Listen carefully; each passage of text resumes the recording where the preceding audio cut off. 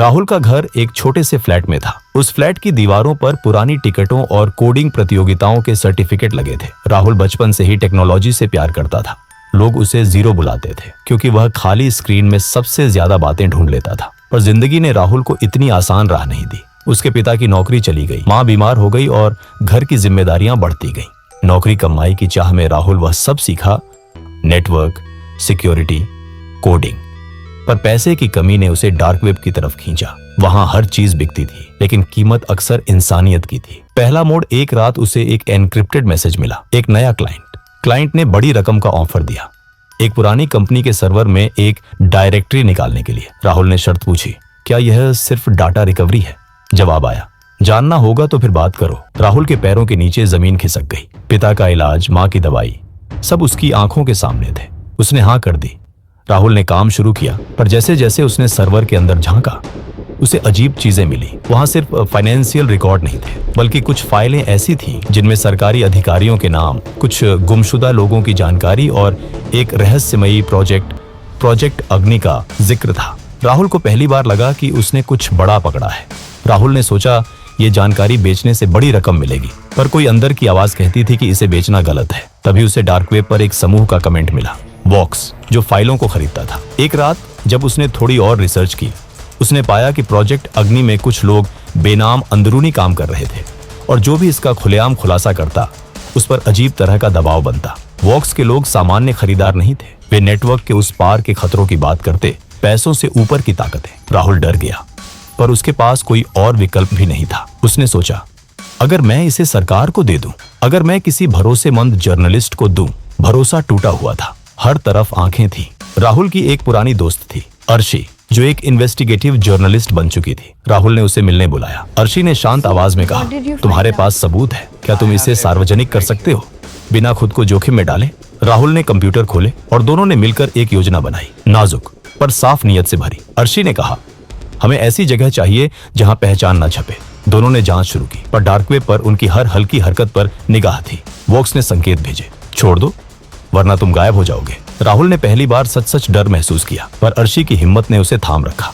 वह जानती थी कि अगर सच बाहर नहीं आया तो लोग सुरक्षित नहीं रहेंगे और छोटे लोग तबाह होते रहेंगे। ये सिर्फ पैसा नहीं, न्याय का सवाल था। एक रात जब अर्शी ने एक सुरक्षित चैनल पर डॉक्यूमेंट्स शेयर करने की तैयारी की, तब उनके कंप्यूटर पर अचानक लॉक हुआ, रैनसमवेयर जैसा संदेश, तुमने बहुत कुछ देखा है। राहुल और अर्शी का दिल तेजी से धड़कने लगा। वे समझ गए कि अब खेल व्यक्तिगत हो गया है। राहुल ने अपनी पुरानी हैकर स्किल्स का उपयोग करके उस लॉक का टाल मटोल किया। कोई भी तकनीकी इंस्ट्रक्शन नहीं, पर संदेश साफ था। उनके विरोधियों के पास अंदर की पहुंच थी। राहुल को किसी ने टेल किया। अर्शी ने अपनी जगह बदली और राहुल ने अपनी डिजिटल फिंगरप्रिंट मिटाने की कोशिश की।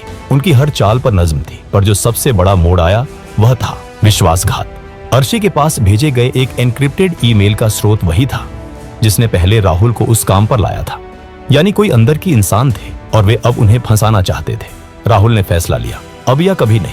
उसने पाया कि प्रोजेक्ट अग्नि में कुछ भ्रष्ट अधिकारी और बड़े कॉरपोरेट्स जुड़े थे जो पर्यावरण, मानवाधिकार और सरकारी फंड से खिलवाड़ कर रहे थे। उसने अर्शी के साथ मिलकर एक डिजिटल पैकेज बनाया, पर इस बार उसे सीधे किसी मीडिया हाउस को भेजने की बजाय उसने एक सुरक्षित ओपन सोर्स प्लेटफॉर्म पर सार्वजनिक कर दिया, जहां कोई भी सत्यापित कर सके। यह तरीका खतरनाक था, पर किसी भी संस्था के बाहुबल से ऊपर था और सबूत सार्वजनिक हो गए। जब रात में खबरें आईं तो शोर मच गया। कई लोगों पर केस दर्ज हुए, कुछ बड़े नामों के खिलाफ जांच शुरू हुई।